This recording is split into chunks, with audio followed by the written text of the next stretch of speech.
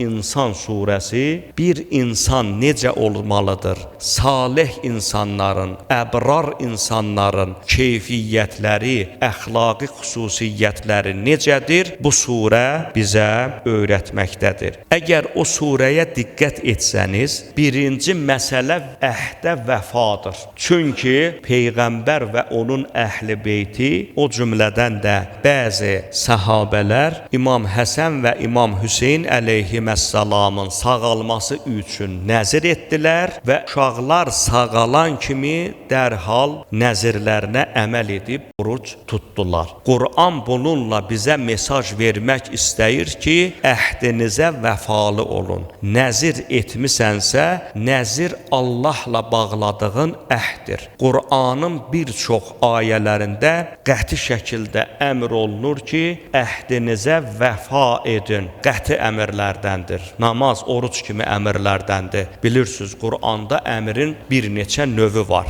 Əhd elə bir mühüm məsələdir ki, bir dəfə də demişik, təkrar yaxşı olar, savab olar. İmam Məhəmməd Təqi əleyhissalamın bir dostu var idi. Onunla vədələşdilər ki, sabah zöhr namazlarını qılar-qılmaz filan yerdə görüşək. Sabahı gün oldu, İmam əleyhissalam namazlarını bitirər-bitirməz dərhal yollandı həmən yerə. Bu şəxsin yadından çıxdı. Axşam namazına yaxın yadına düşdü ki, bəs dünən imamla vədələşmişdik, biz görüşəcəkdik. Elə yüyürərək imamın evinə. Qapını döydü, ev əhlindən bir nəfər dedi ki, ağa günorta namazını qılar-qılmaz çıxıb, hara getdiyini də bilmədik. Bu şəxs başa düşdü ki, yəqin imam gözləyəcəyi yerə gedib. Yüyürdü ora, getdi gördü, İmam əleyhissalam bir daşın və ya qaya parçasının üstündə oturub. Elə istəyirdi imamla salamlaşıb üzrxahlıq eləsin.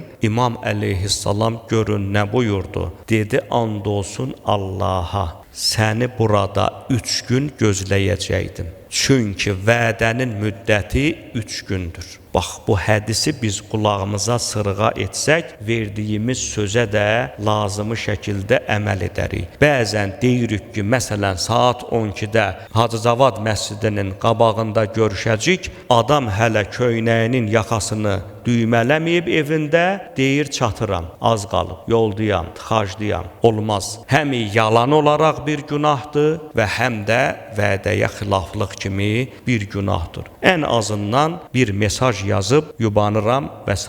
deməklə biz qarşı tərəfdən halallığımızı ala bilərik.